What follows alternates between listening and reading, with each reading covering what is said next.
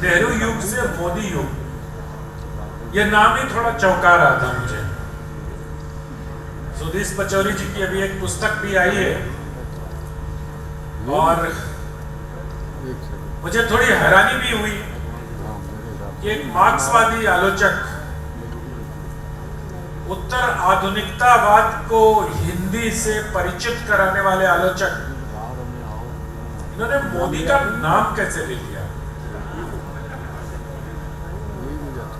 क्योंकि जो हमारा हिंदी साहित्य है उसमें मोदी का क्या काम है? नेहरू तो पढ़े लिखे थे, किताबें लिखी थी, देश को आजाद कराने में बड़ी भूमिका थी उनकी। मोदी का नाम आपने कैसे लिखा? सुधीर सर, ये और वो भी पुस्तक के शीर्षक पे आपको डर नहीं लगा कि हिंदी साहित्य में अब आप इस उम्र में वो हो जाएंगे? धन्यवाद जी।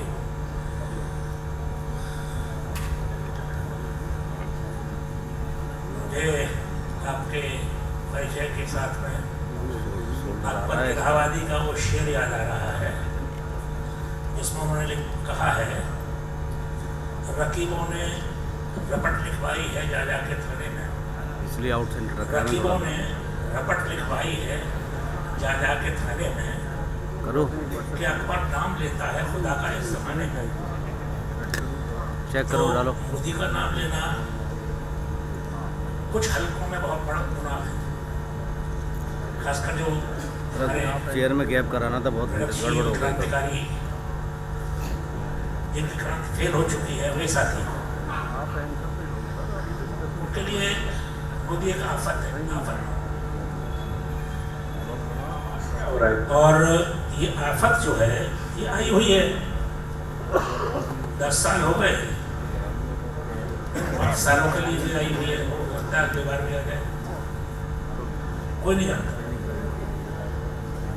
लेकिन मैंने ये देखा कि जब हिंदी साहित्य के इतिहास में, खासकर कविता के, नई कविता के इतिहास में, नई कविता के केंद्र में है नेहरू जी, ये बात 2 बड़े हिंदी आलोचकों ने कही।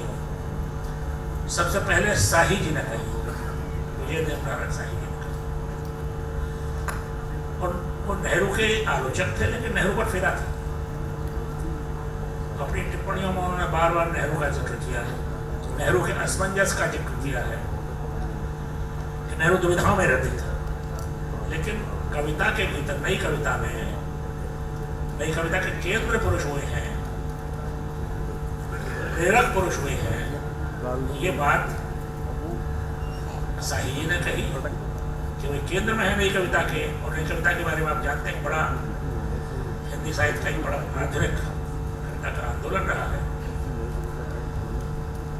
और यही बात फिर बाद में पुष्ट की नामर्जी ने कविता के नए प्रतिभान में जो की पुस्तक है। तो मैं जरा सा थोड़ा सा इस चीज का भी कायल हूं कि जो हमारे पुरखे हैं, जो शास्त्रज्ञ हैं, शास्त्री हैं, साहित्य शास्त्री हैं, उन्होंने कहा है, और जितने भी महाकवि हैं सबने एक चीज कही है, महाकाव्य में जो शाहे वक्त होता है उसका मंगलाचरण पहले से, जो राजा होता है वक्त का उसको खुश पहले किया जाता है हर जगह। तो मैंने कहा भैया मैं भी अपने शाहे वक्त का नाम ले लेता हूँ। उन्होंने अपने शाहे वक्त का नाम लिया, मैं भी नेहरू जी का बड़ा कायल हूँ। तो मैंने ये किताब इस सोच के लिखी कि क्या ये लिखा जा सकता है कि जैसे नेहरू का योगदान है, नेहरू का योगदान बड़ा है हिंदी साहित्य के लिए। प्रगतिशील आंदोलन की शुरुआत उन्होंने की, किसान आंदोलन की शुरुआत इसी लखनऊ में की, जो बाद में युवा परिषद बने उसकी शुरू की, और एकता भी शुरू की। एक अच्छी घटना हुई, बीएचयू में हुई है और यहाँ हुई। तो इतना बड़ा अवदानकारी है, गांधी का कोई नाम नहीं लेता हिंदी साहित्य के लिए, तब क्या अवदान है उसका? एक नेहरू जी का है, विद्वान मान रहे हैं, मैं कौन होता हूँ? क्या ये लेकिन वो तो ठीक है सर, पर नेहरू के साथ आपने मोदी को चिपका दिया ना। लेकिन क्या करेंगे सर, देश के प्रधानमंत्री जो होंगे, मैंने सबका नाम लिया है, मैंने तो इंदिरा जी का भी योगदान माना, राजीव गांधी जरा जल्दी चलेगा, वरना मैं उनका भी कर देता। उसका कारण क्या है? देखिए, राजीव जी का योगदान माना है आपने, पर नहीं, मैंने सिर्फ चलते चलते नाम लिया है। नहीं, उस बड़ी लंबी व्याख्या है उसकी, उस पर बाद में आऊंगा। हाँ, लेकिन मैं कह रहा थी कि मोदी का एक अवदान बहुत बड़ा, और वो अवदान ये है, और इसीलिए मैंने नाम भी दिया कि मोदी ने बहुत से साहित्यकारों को उकसाया है, रिएक्ट करने के लिए मजबूर किया है। बड़ी संख्या में लोगों ने अपने सम्मान लौटा दिए, जो वापस नहीं लिए रहे, लेकिन लौटा दिए गए। काश्मीर वापस नहीं लिया आज तक। न उन्होंने आग्रह किया कि भैया ले लो, ये खबर बनी खत्म हो गई। इसके अलावा सोशल मीडिया में तो उनको कभी कुछ कभी तो इतनी ज्यादा रचनात्मकता हमारे हिंदी वालों में, यंग हिंदी वालों में है, मोदी को लेकर के इतना गुस्सा है। कई कविताएं तो उनके जैसे कहते हैं उच्चाटन मारण मंत्र जो होते हैं ना, वैसी है। मेरे दोस्त हैं, ये मरता क्यों नहीं, मेरे लिए ये कविता है, जो वो कवि है, ये कवि है, नाम नहीं लूंगा, मित्र मेरे। ये मरता क्यों नहीं, ये कटता क्यों नहीं, ये जाता क्यों नहीं, लेकिन मैं बार बार कहता रहा मुझे इस इलेक्शन में कारण भी बताता कि मोदी जी क्यों आने वाले हैं। मोदी जी उस एजेंडे को पूरा कर रहे हैं जो एजेंडा अब तक एड्रेस नहीं किया गया।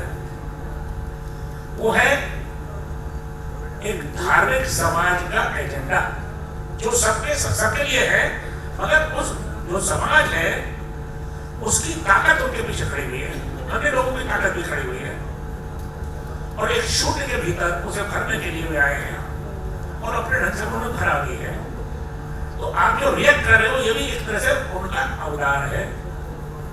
दूसरा अवदान बताया कि जितने भी बड़े यूट्यूबर्स हैं उनकी तो रोजी रोटी मोदी की वजह से चलती है, वो लाखों कमा रहे हैं उनको गाली दे देकर। ऑडियो ही चला गया, तो ये भी एक योगदान है सर। इस नजर से मैंने कहा भले ही कविता न लिखी जा रही हो, रिएक्शन तो हो रहा है, और मेरे लिए तो वो कविता है, और तो कविता मानता हूँ।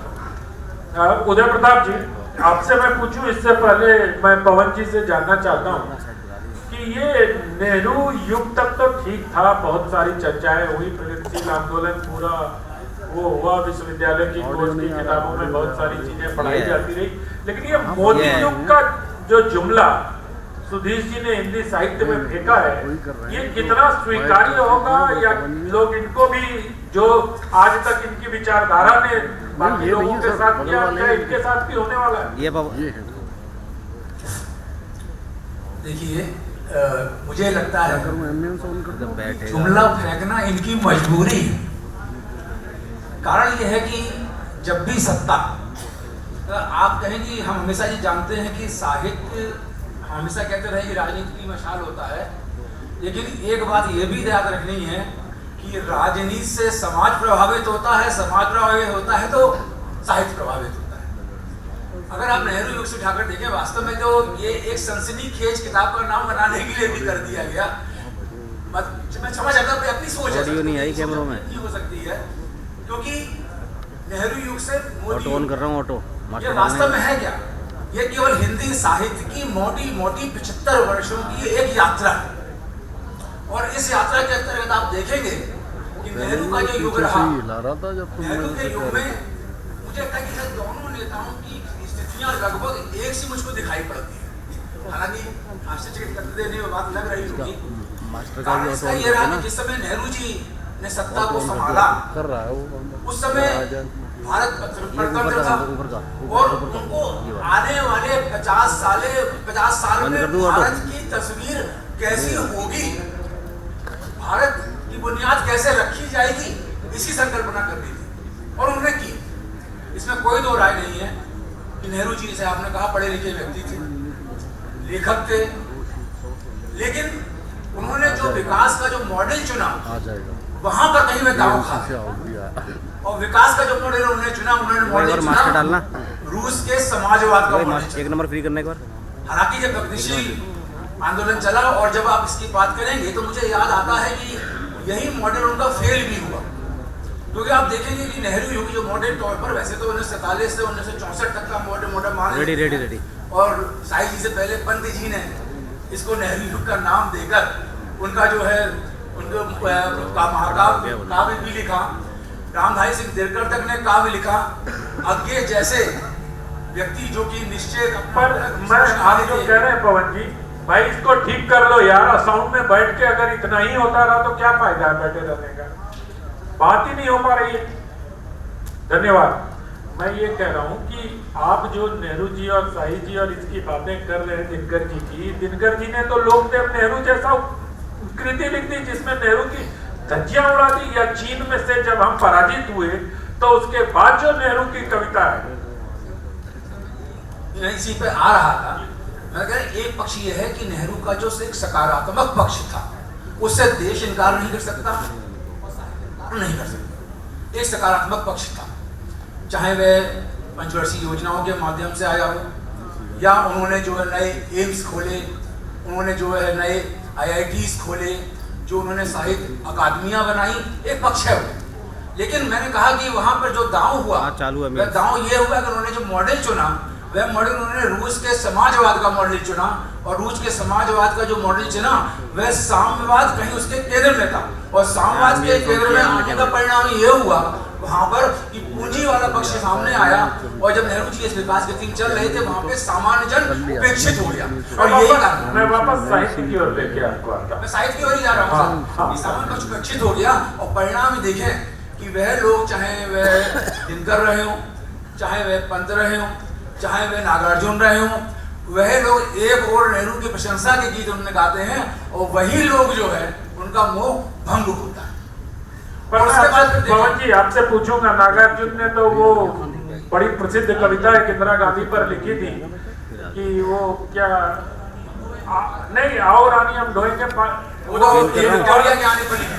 एक बहुत, मैं अभी बताता हूँ, बहुत प्रसिद्ध कविता उनकी है जो उन्होंने इमरजेंसी के 72 में लिखी थी उन्होंने।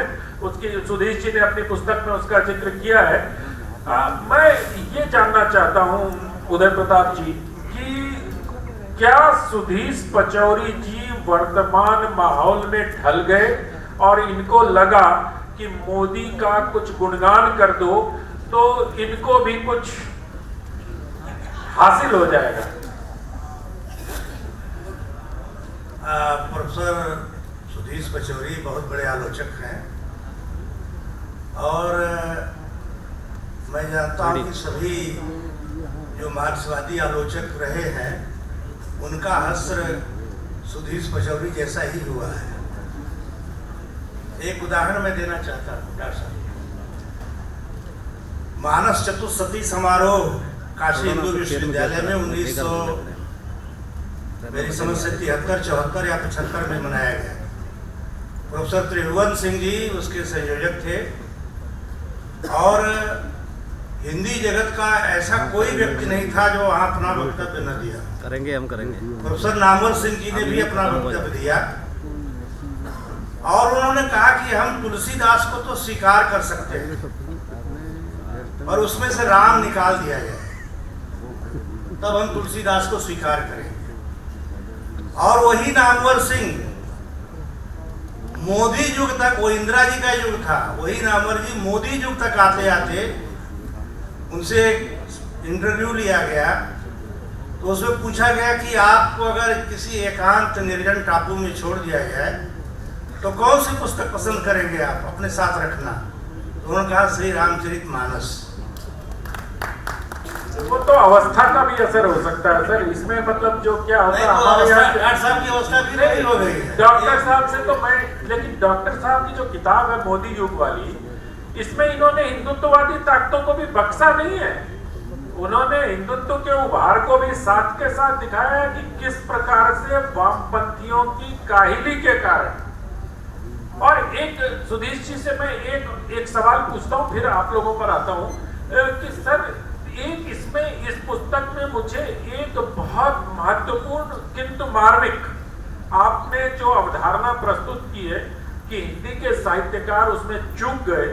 एक तो आपने विभाजन को लिया है जिस पर बहुत सारी बातें होती है कि विभाजन के दर्द को हिंदी का साहित्यकार, लेकिन उससे भी अधिक आप जब 1984 के सिख दंगों पर आते हैं और कहते हैं कि 3 दिन के राष्ट्रीय शोक का प्रसारण टेलीविजन चैनलों पर होता रहा और जो अन्य से अनन्य थे, मतलब सिख और हिंदू जो अनन्य थे उनको अन्य बना दिया गया।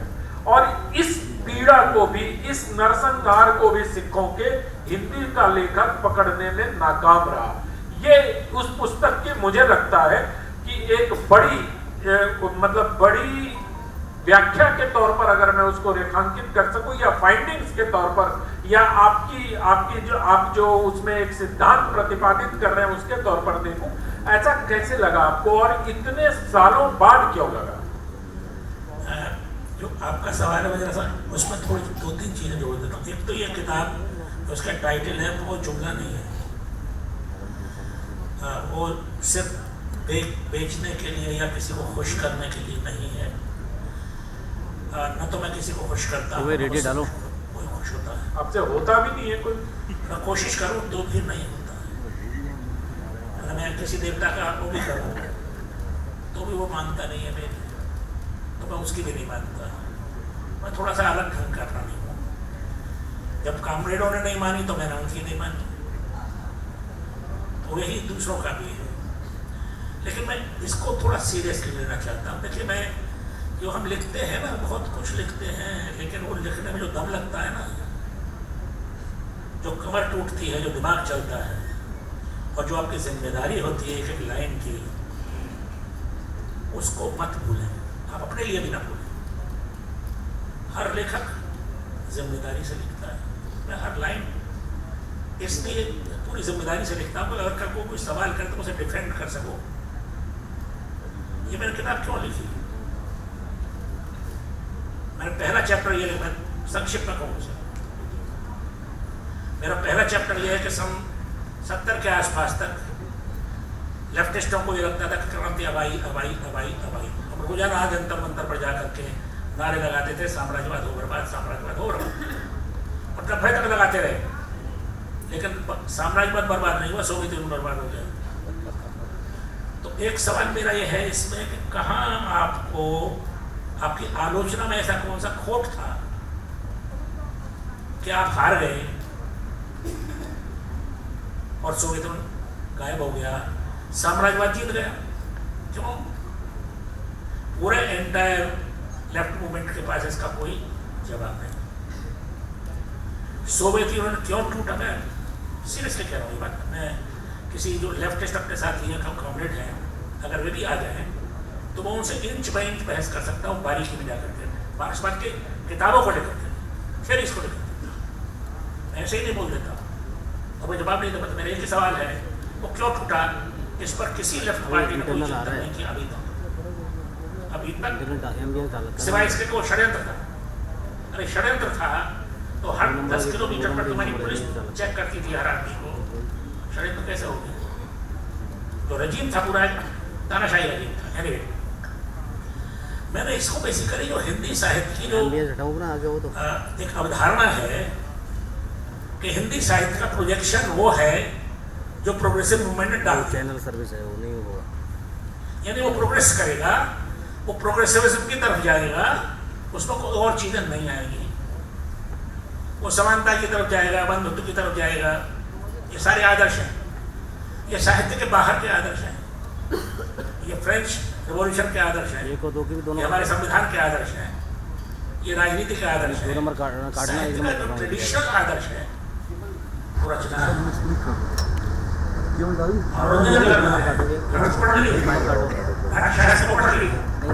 तो मेरी थियरी ने कि देखा जाए तो 75 साल चल रहे थे, तो मैंने सोचा 75 साल में क्या क्या हो गया। अब ऐसी कौन सी फॉल्ट लाइन है रचना में, इतिहास में पिछले 70 साल में, 75 साल में, जो धीरे धीरे हिंदी साहित्य को किसी और जगह ले आई है? वो जगह नहीं है जहाँ हम कहते थे कि अभी सलाल सवेरा आने वाला है, अभी ये होने वाला है, अभी पॉपटने वाली है, सब समान हो जाएंगे। तो दूसरा सहारा मुझे उत्तराधुनिक थियरीज में मिला, सिद्धांतों में मिला, जो ये कहती है कि जो मॉडर्न प्रोजेक्ट थी समानता की, बद्धता की, सब बराबर है, और जो मॉडर्न स्टेट थी वो फेल हो रही है, 1970 में कहा गया, संसद में जो उतार रहे हैं, जो बड़े बड़े थियोरेटिशियन है इसके, उन्होंने कहा कि जो सबसे बड़ा नैरेटिव था मॉडर्निटी का वो था मार्क्सवाद। अंतिम नैरेटिव है ये खत्म हो चुका है, ये फेल हो चुका है।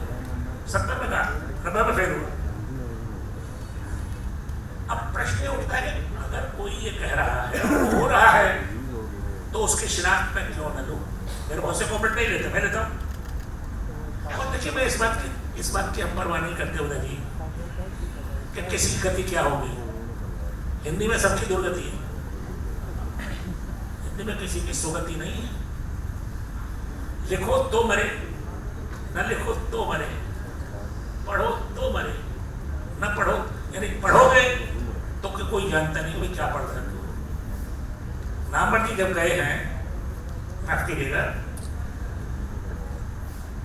तो उनके तमाम वे शिष्य जो उनके बनाए गए थे, उनकी बरसी पर एक विशेषांक तक कल्पित नहीं कर सके। मैंने वो मीर की लाइन है कि फिरता है मीर, कोई पूछता नहीं। लखनऊ में आए थे, घूम रहा है, कोई पूछता नहीं है। दिल्ली में बड़ी पूछती। मेरा कहना ये तो वक्त की बात है, आप इसके लिए नहीं लिखते। आप लिखते हैं अपने समझ को बनाने के लिए और दूसरों की समझ पर थोड़ा सा असर डालने के लिए। मैंने जो इस पर कहा है वो ये कहा कि मोदी अब क्या है, 2 एजेंडे थे जो छूटे होते। एक तो राष्ट्र की अवधारणा आज भी डिबेटेबल है। एक कहते हैं कि यूनियन ऑफ स्टेट्स है, दूसरा कहता है ये राष्ट्र है। उत्तराधम चिंतक कहते हैं कि ये राष्ट्र अब एक कल्पना है, कल्पित है। तो जो तुमको आके मार जाता है वो क्या कल्पित है? वो तो फिजिकल है। जब फिजिकल है तो कल्पित क्या है? तो ये कुल मिलाकर के शब्दों का खेल है। जो राष्ट्र बन गए 18वीं सदी तक दूसरों को चूस चूस के, वे तो राष्ट्र है। वो सारी थियरी वही रहती है। और जो नहीं बने, जिनको बनने नहीं दिया गया और वो बनना चाहते हैं, उनको कहते हो ये फासिज्म है। क्या राष्ट्र होना फासिज्म है? या मेरा दूसरा इसमें मैंने लिखा है, हमें डिबेट है इसमें। और लोगों को बोल जाता या लखनऊ में बोला एक हफ्ते पहले, इंटरनेट हटा दिया कि भाई लेनिन ने स्टेट की डेफिनेशन ये दी थी कि हर स्टेट किसी न किसी शासक वर्ग की तानाशाही होती है। और समाजवाद क्या है? डिक्टेटरशिप ऑफ प्रोलेटेरिएट है, तानाशाही है। अगर उसके खिलाफ जाओगे है ना। अभी हमें किसी को करने में, मुझे किसी की कटते हुए नहीं देखा साहित्य के लिए, विरोध के लिए। समझ में ले रहे हैं, खूब घूम रहे हैं, खूब कमा रहे हैं, विरोध से कमाई कर रहे हैं। कई यूट्यूबर्स हैं जो लाखों में कमा रहे हैं, जीरो आ रहा है। अगर मोदी जी ने बेरोजगार हो जाए। मेरा कहना ये है कि थोड़ा गंभीरता से एक और चीज मैं अंतिम बात कहूंगा कि मैंने इसलिए भी लिखा कि मैं पॉलिटिकल जवाब दूंगा, इसको बड़ा आसान किताब कि मोदी जी ओबीसी है, नेहरू जी ब्राह्मण थे, तो ओबीसी आ गया तो लोगों को क्या परेशानी? मैं पॉलिटिकल जवाब दे रहा हूँ, भैया बन रही है भैया, ओबीसी आ गया, उसका राज भी है और उसके हिसाब से भी दुनिया चल रही है। मैं इसका एक इम्पैक्ट बताता हूँ। कल्चरल इम्पैक्ट क्या है? लेफ्टिस्टों में एक ज्वर चढ़ा हुआ है, डर चढ़ा हुआ है, फोबिया है, एक फासिज्म आ चुका है। ये साला फासिज्म 10 साल से बैठा हुआ है, वो किसी एक बंदे की एक बनियान तक नहीं बची। ये कैसा फासिज्म है? हमने फासिज्म के बारे में पढ़ा कि फासिज्म में तो भैया ये हो जाता है, वो हिटलर था, फलाना था, ढिमका था, मार दिए। तो मैं एक रचनाकार के तौर पर उस पर प्रोजेक्ट कर देता हूँ अपने आप को, देखो मुझे मारा जा रहा है, मुझे काटा जा रहा है। इसे कहते हैं नॉर्मली गैस लाइटिंग। अंग्रेजी में शब्द है, अमेरिकन बहुत मेरे प्रकार कि मैं जो सोच रहा हूँ उसे मैं दूसरे पर डाल दूँ और दूसरा भी वही सोचने लगे तो मैं सोच रहा हूँ। ये गैस लाइटिंग, ये कंट्रोल में लेने का काम है। अगर तानाशाही इंदिरा गांधी क्या थी? तानाशाही थी, राजीव गांधी। मेरे एक जनरल सेक्रेटरी थे मेरे जयपाल सिंह थे। नक्सल मूवमेंट बहुत तेज था, संघर्ष हो रहा। हमने पूछा उनसे, कहा क्या टेक ओवर कर लेते हिंदुस्तान को? तो वहां से लगे मेजर थे आर्मी में, करिए पाक के जमाने में बराबर। लेकिन भाई हिंदुस्तान की स्टेट को तुम क्या, व्हाट इज स्टेट? डिफाइन किया इस किताब में। स्टेट है एक तरह से बहुत सारे नेटवर्क्स का परिणाम। न्यायालय भाई चार पाए तो है, और मिलिट्री है, पुलिस है, कानून है। भाई साहब, अगर एक पत्ता भी हिमालय की चोटी पर गिरेगा आज होगा, तो 3 मिनट के भीतर हिंदुस्तान की हवाई सेना उसे मार देगी। ये स्टेट है, ये बच्चों का खेल नहीं है। तो लेनिन ने एक पेम्फलेट लिखा था, रोमांटिक रेवोल्यूशनरीज, कम्युनिस्ट में एक बचकाना मार्च, उनके जमाने में बड़े ऐसे लोग थे। उस नजर से मैंने लिखा है कि ये किस तरह से जो प्रोजेक्ट हुआ है हिंदी साहित्य का, 62 का युद्ध हुआ। मेरा प्रश्न है, हिंदी कविता में सिर्फ दिनकर ने लिखा, थोड़ा टच किया, राजकमल चौधरी ने थोड़ा टच किया, 2 मिनट में किसी भी बड़े रचनाकार ने टच नहीं किया। प्रोग्रेसिव लाइन क्या थी? लाइन ये थी कि चीन आक्रांता नहीं है। इसी तरह से विभाजन का अगर हिंदी कविता में अकेले के अलावा और 2-4 जो नॉवल हैं, अमरस है, अमृतसर में आए 2-4 कहानियां में, आप उर्दू में जाइए टनो लिटरेचर मिलेगा, आप पंजाबी में जाइए टनो मिलेगा, हिंदी में क्यों नहीं मिलता? क्योंकि वो तब की कम्युनिस्ट पार्टी का लाइन था, टू नेशन थे, पाकिस्तान बनना ठीक है, तो दर्द कैसे होगा? तो मेरा कहना है कि जो ये चीजें हमारे अनुभव का एक बड़ा हिस्सा थी, वे हमने हमारे जो सेंसर लगा हुआ था हमारे आइडियोलॉजी का, उससे गायब हो गई। मैंने इन चीजों के बारे में इस पूरी पुस्तक में लिखा है। सर, तो इतिहास नहीं है उस तरह से। सर संक्षेप में जरा उस पर बता दीजिए जो 84 के संगमों पर आप उससे बच गए। इन दिनों अस्मितावादी विमर्श चले हुए हैं, स्त्रीत्ववादी विमर्श चले हुए हैं, मैं कहता हूँ जातिवादी विमर्श में चले हुए लोग आने वाले हैं। उनके तो मैं सोचता हूँ जल्दी जल्दी आ जाए तो अच्छा है, आलोचना को काम खत्म हो जाएगा। अगर ब्राह्मण लिखेगा तो मिश्रा को मिश्रा के लिए लिखेगा, आलोचन बचे कहाँ सर? हम वही मैं कह रहा हूँ, अभी और खत्म हो जाएंगे। द्विवेदी द्विवेदी के लिए लिखेंगे, त्रिवेदी जी त्रिवेदी जी के लिए लिखेंगे, यादव जी के लिए लिखेंगे, कुर्मी के लिए लिखेंगे, पहले तो 50 जातियां हैं नीचे, वो सब अपने लिखेंगे। तो आलोचक की जरूरत नहीं है, न पढ़ने वाले की जरूरत है। जो लिख रहा है उसी का आदमी पढ़ेगा। ये तो एक बहुत अच्छी बात होने वाली है, क्योंकि हिंदी साहित्य का जो ढौक था वो सबके लिए मारा जा रहा है, वो धीरे धीरे निकल के आएगा। सबके लिए मारा जाए, सब अपने लिए मरता है। साहित्य का सिर्फ अपने लिए मरता है। मैं एक जो कटु सत्य है, मैं कह रहा हूँ, मैं किसी और के लिए नहीं जीता हूँ, मैं अपने अहंकार के लिए जीता हूँ, मैं अपनी अमरता के लिए जीता हूँ, चाहे वो 15 सेकंड की अमरता। तो आपने कहा है 84 का धक्का, एक थियरी है वो पश्चिम से आती है, और मेरी पूरी किताब में उस थियरी से डिबेट है। और डिबेट ये है कि सोशियोलॉजी ने पिछले 70 साल में, 80 साल में, 100 साल में, बल्कि 150 साल में जब से भी शुरू अमेरिका, तब से एक काम किया है, आइडेंटिटी डिफाइन करना। आइडेंटिटी धर्म की हो, आइडेंटिटी नस्ल की हो, आइडेंटिटी रंग की हो, आइडेंटिटी जाति की हो, भाषा की हो, आइडेंटिटीज डिफाइन करना। फिर आइडेंटिटीज हमेशा कॉन्फ्लिक्चुअल है, यानी हमेशा झगड़े में है। मेरी पहचान, तेरी पहचान, औरत आदमी झगड़े, जातियों के भीतर झगड़े हैं, धर्म के भीतर झगड़े हैं, भाषा के भीतर, यानी झगड़े हैं। ये सत्य है, उनमें मित्रता है, ये उनकी नजर में नहीं आती। 84 का जब दंगा हुआ तो सरकारों को बहुत बुरी तरह से दिल्ली में देखा, 3 दिन मैं ऑल इंडिया मेडिकल इंस्टीट्यूट से गुजर रहा था, बस में एक सरदार बैठा हुआ था, सामने नीचे भीड़ आई और उसे खींच के ले गई। वो हम सब देखते रहे, उस भीड़ के सामने हम कुछ नहीं कर सकते। बस वाले ने बस निकाली और हम वहां चले गए। तो मैंने एक आर्टिकल कभी लिखा था सर, 84 के बाद 90 में लिखा था मैंने, जो नजर नहीं आया लोगों को, मैं प्रचार नहीं करता, जिसमें मैंने ये लिखा था कि अब हमारी जो अनुभूति है वो यूनिटरी नहीं रह रही। अरस्तु ने एक एकान्विति सिखाई है। अरस्तु का सिद्धांत है हमारी अनुभवों की एकान्विति हुआ करती है, यूनिटी हो जाती है। तेरी अनुभव मेरा अनुभव एक सा है, तेरा दुख मेरा दुख एक सा है, तेरे आंसू मेरे आंसू एक से।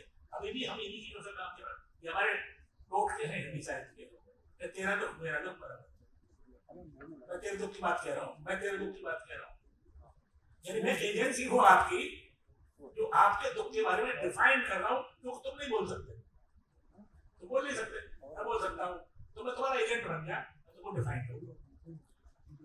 84 के दंगे हुए, लोग मारे गए, तो मैंने लाइन लिखी कि अगर कोई सिख पढ़ेगा एक कहानी जिसमें वो मारा जा रहा है, तो सिख की अनुभूति अलग होगी, और जो सिख नहीं है उसकी अनुभूति अलग।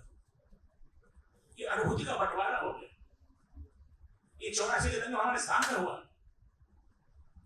इससे पहले हम कहते थे जो साहित्य है वो सबके लिए। ओ भाई नहीं, अगर कोई साहित्य औरत को पीड़ित कर रहा है और औरतों से पढ़ रही तो क्या ये मेरी कहानी है। दलित क्या कह रहा है, कभी दलित के बारे में तुम नहीं लिख सकते, तुम दलित हो ही नहीं, तुम तो हमारा शोषण करने वाले हो।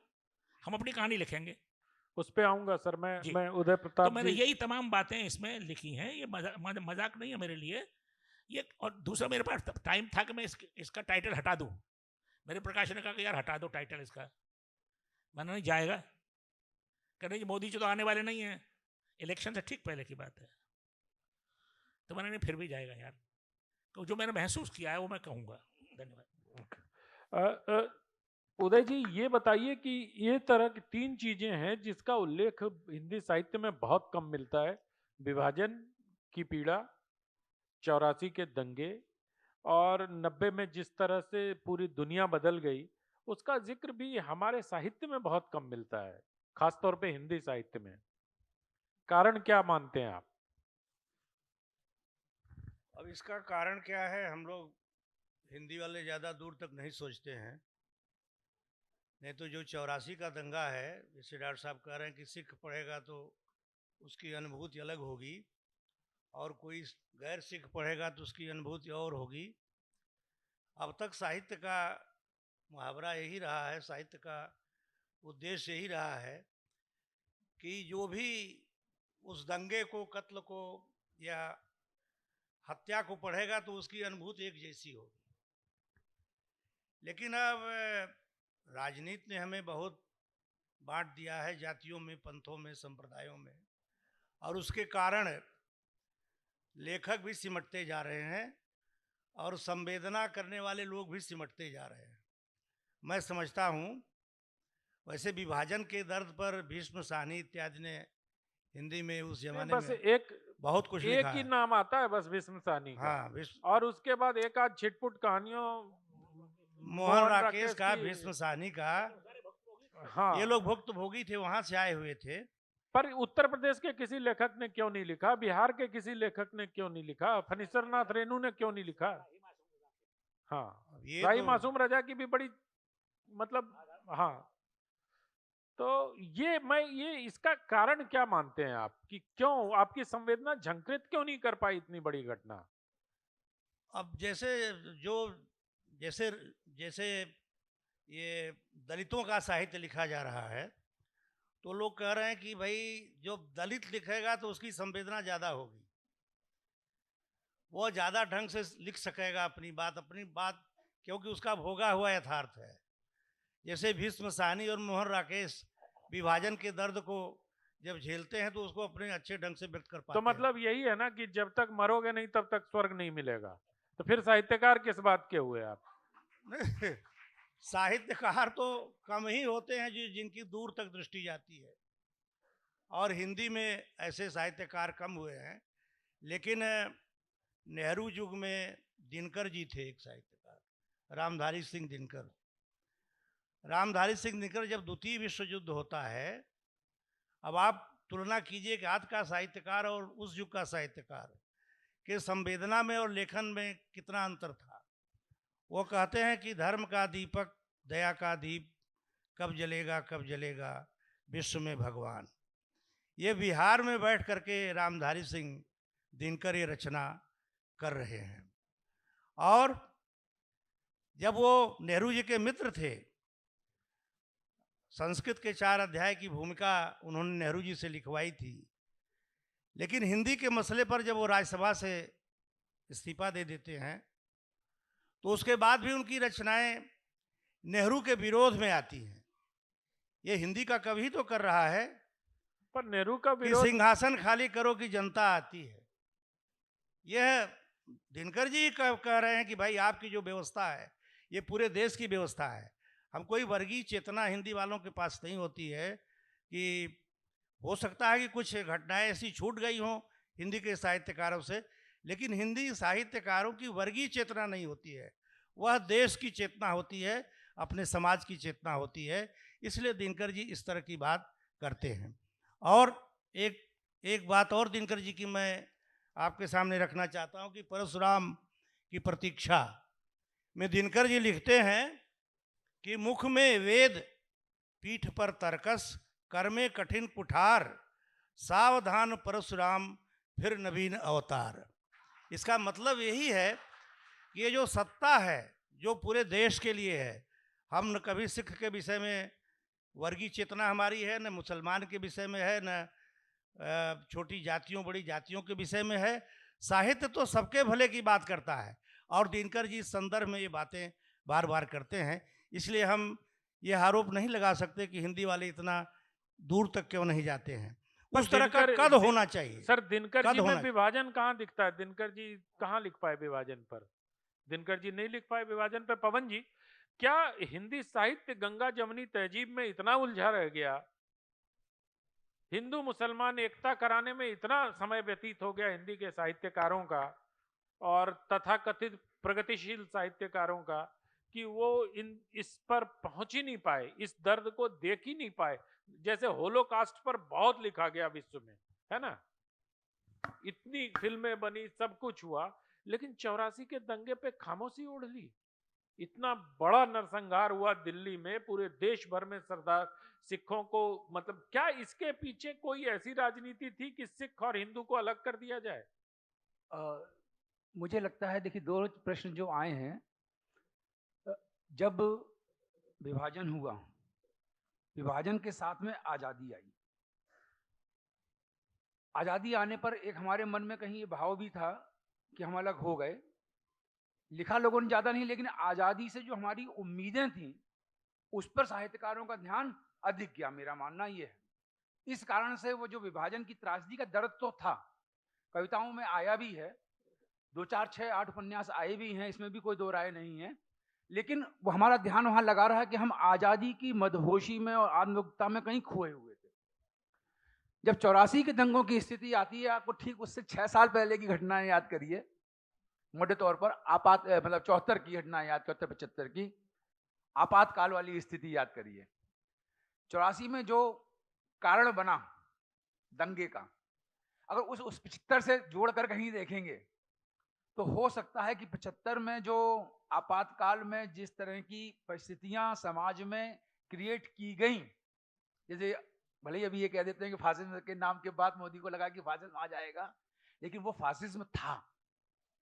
तो उसके बाद जब वह हुआ कांड, तो हो सकता है कि, मेरा अपना निजी मानना है, माइल्ड रूप से ही कहना चाहता हूँ इसको, कि लोगों ने उस कांड विशेष को एक प्रकार से एक प्रतिवाद जो कह सकते हैं 75 का, उसके रूप में देखा और वहां पर थोड़े से शांत हुए। नहीं, पर आपको पवन जी ये नहीं लगता कि इंदिरा गांधी की जब हत्या हुई उसके बाद जिस प्रकार से 3 दिनों का राष्ट्रीय शोक प्रसारित होता रहा टेलीविजन चैनलों पे, और सुधीर जी ने अपनी किताब में थोड़ा सा उल्लेख इस बात का किया है कि खून का बदला खून के नारे भी लगे, तो क्या ये राष्ट्रीय मीडिया का उपयोग उकसा के हिंसा के लिए करने की प्रवृत्ति को भी साहित्यकार लक्षित नहीं कर पाया?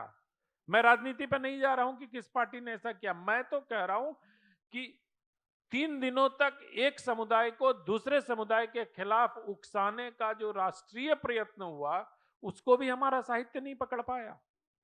नहीं सर, कारण उसके पीछे देखिए, साहित्य की जो नियत होती है, साहित्य अलगाववाद पर विश्वास नहीं करता। एक तो साहित्य का जो मूल शाश्वत मूल्य है वो हमें ध्यान में रखना चाहिए। शाश्वत मूल्य है कि हम अलगाववाद पर विश्वास नहीं करते, और जो अलगाववादी ताकतें हैं उनसे लड़ने का प्रयास करते हैं। और हमारा ध्यान, क्योंकि साहित्यकार संवेदना शून्य नहीं होता, संवेदना उसके पास होती है, तो उस दुख के माहौल में, उस कष्ट के माहौल में, उन दोनों के बीच में वो चाहता था कि किसी मरहम लगाया जाए, और मरहा कर वह घटनाओं को वह तवज्जो देता और अधिक, तो शायद और अधिक बढ़ती, तो उसका ध्यान जो है वह उस मल्लम लगाने पर रहा। आप देखेंगे कि आतंकवाद के नाम से उसने सीसी 44 दंगे पर नहीं लिखा, लेकिन उसके बाद से आप देखेंगे आतंकवाद के नाम से कई कहानियां और उपन्यास जो है हमारे कहीं सामने आए हैं। पर आतंकवाद को भी जस्टिफाई किया गया। मैं अब थोड़े सवाल दर्शकों से ले लेता हूं, क्योंकि ये मोनोलॉग बहुत, मैं अपने कुछ सहयोगियों से आग्रह करूंगा कि अगर हमारे कुछ वॉलंटियर हैं तो वो माइक,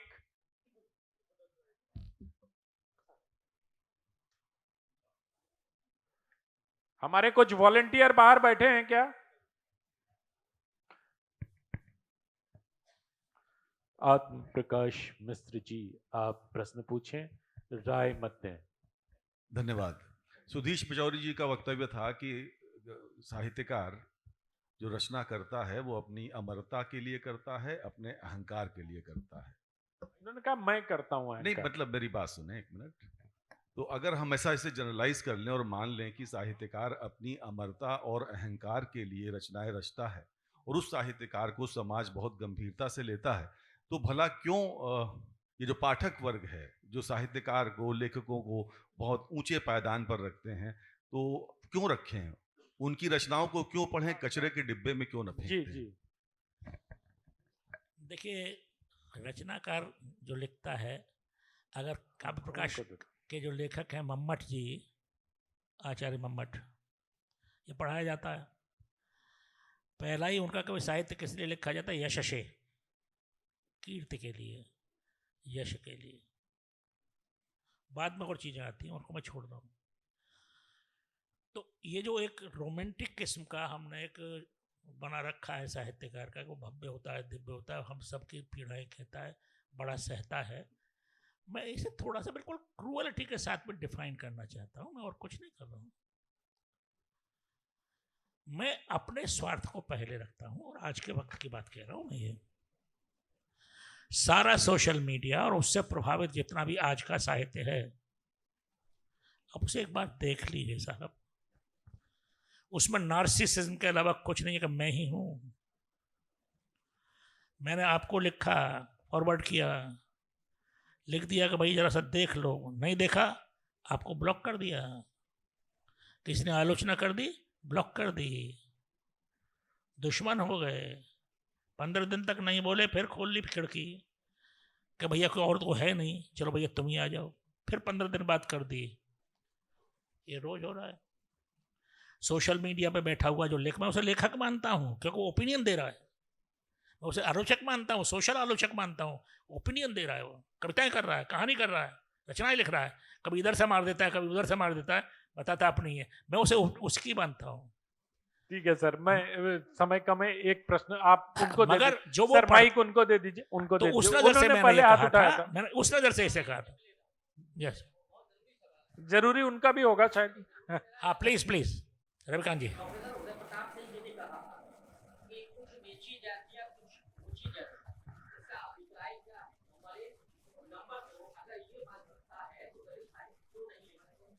नहीं, मुझे लगता है कि कोई ऊंची जाति नीची जाति नहीं है। हाँ जी जी बिल्कुल, मैं समझ गया सर, मैं समझ गया। नहीं, वो हमारी ऐसी कोई मानसिकता नहीं, आपको भ्रम है। मैंने ये कहा कि जो दलित हैं वो कहते हैं कि हम अपना साहित्य लिखेंगे तो ज्यादा संवेदनशील साहित्य होगा, और कोई दूसरा लिखेगा तो उतनी संवेदना नहीं होगी।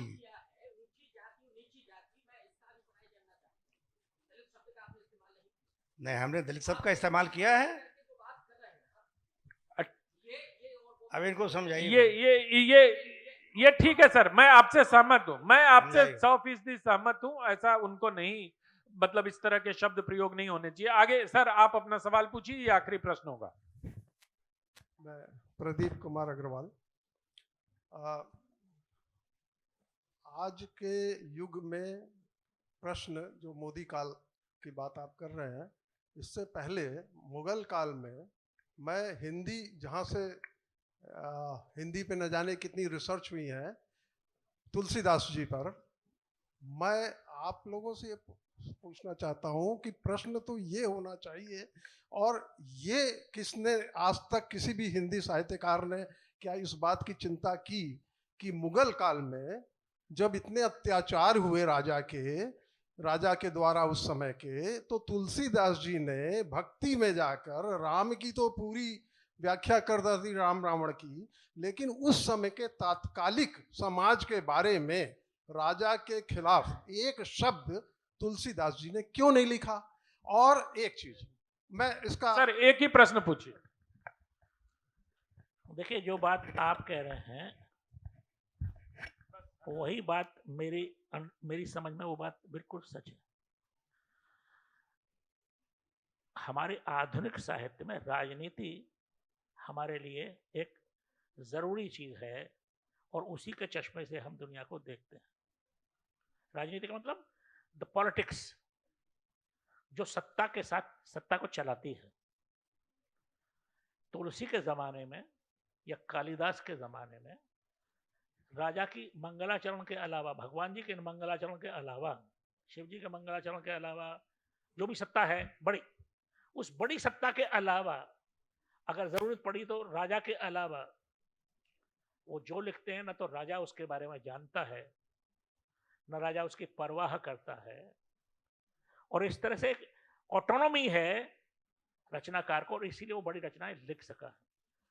आधुनिक साहित्यकार ने ये ऑटोनॉमी खो दी है, आइडियोलॉजी के आगे ये ऑटोनॉमी खो दी है। आइडियोलॉजी को मार्क्स ने कोई आदर्श नहीं कहा, उसे फॉल्स चेतना कहा, झूठी चेतना कहा मार्क्स को। विचारधारा को मार्क्स के अनुसार ही कह रहा हूं, वो एक मिथ्या चेतना है, उसमें चीजें उल्टी दिखती हैं।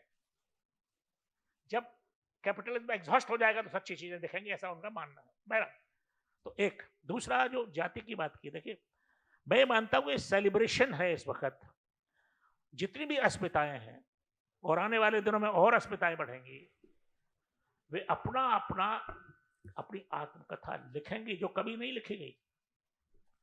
दलित अपनी कहानी लिख रहा है जो कभी लिखी नहीं गई, अन्य लोग लिखेंगे, आदिवासी लोग लिख रहे हैं।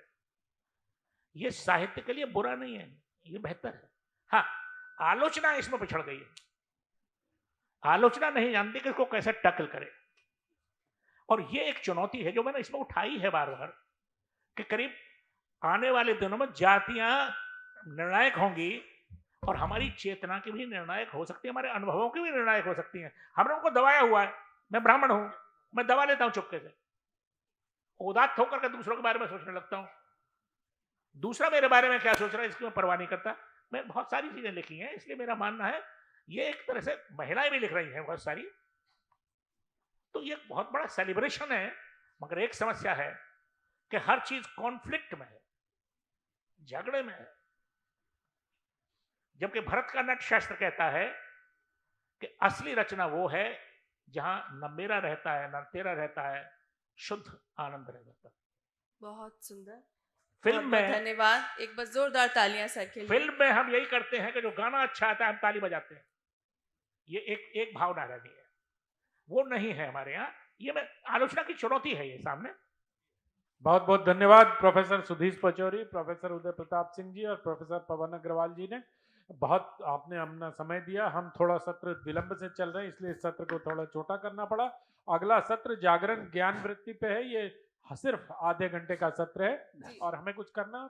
जी सर, बिल्कुल। धन्यवाद आनंद जी। बस एक बात मैं कहूंगा, जो आप तुलसी जी प्रश्न उठाया ना, अभी सिंघम अगेन देख आइएगा। सिंघम अगेन एक पिक्चर अभी आई है नई, तो इसको एक बार देख आइएगा, तो आपको क्या मालूम पड़ेगा कि राम के कैरेक्टर को किस तरह से क्या अभिव्यक्त किया जाता है और किस तरह से प्रतीकात्मक रूप में बात